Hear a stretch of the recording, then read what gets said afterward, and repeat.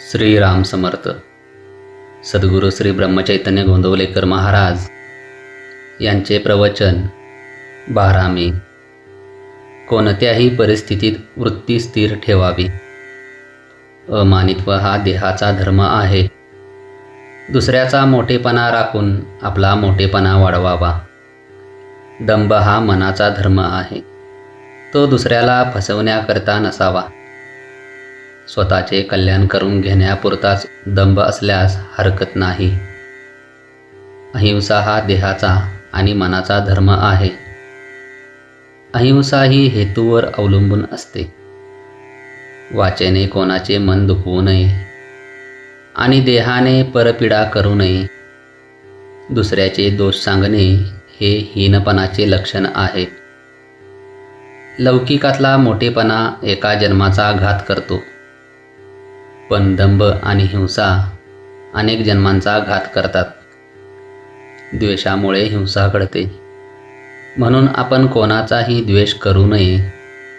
काम, क्रोधादी सर्वच विकार भगवंताच्या आड येतात, पण वैर आणि द्वेष यांसारखा परमार्थाचा नाश करणारा शत्रू नाही.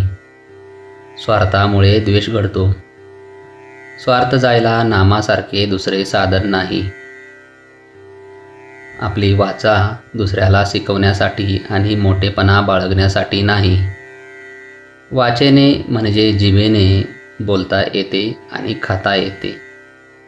नेहमी सत्य आणि गोड बोलावे आणि खाण्याच्या बाबतीत जीभ आपल्या ताब्यात ठेवावी. स्वतःची चित्तशुद्धी करून घेऊन संतांचे गुण आपल्या आचरणात आणण्याचा प्रयत्न करावा. अभिमानाचे विष जिथे येते तिथे नामाची आठवण ठेवावी. हिरण्यकशिपूच्या ठिकाणी देखील भगवंत नव्हता असे नाही, पण कुंपण फार वाढल्याने सेत दिसेनासे व्हावे तसे हिरण्यकशिपूचे झाले. स्वतःच्या ठिकाणी भगवंत आहे हे हिरण्यकशिपू अभिमानामुळे विसरला. त्यामुळे भगवंताला खांबात दिसावे लागले. अभिमान जरुरीपुरताच ठेवावा. मी रामाचा आहे असा अभिमान धरावा. नामाची कास धरावी. नारायणाचे दर्शन व्हावे असे नाही प्रल्हाद म्हणाला. नाम नाही सोडणार असे म्हणाला. लहानपणाची वृत्ती चांगली असते. लहानपणात चूक नाहीच आणि सगळा फायदाच असतो. भगवंताजवळ आपण लहान मूल झाल्याशिवाय त्याला कृपेचा पाना फुटणार नाही. म्हणून आपण भगवंतापाशी लहान व्हावे.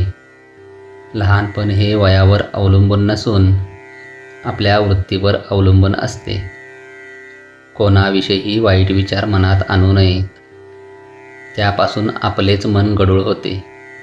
माझा प्रपंच जसा व्हायचा असेल तसा होवो, पण तुझा विसर मला पडू देऊ नकोस असे परमेश्वराला अनन्यतेने म्हणावे. मला खात्री आहे तो तुमच्या सहाय्याला आल्या वाचून राहणार नाही. जय जय रघुवीर समर्थ. आजचे बोधवाक्य. वृत्ती स्थिर करण्यासाठी तिला स्थिर वस्तूवर चिकटवून ठेवली पाहिजे. भगवंत ही अशी एकच वस्तू स्थिर आहे. श्रीराम समर्थ.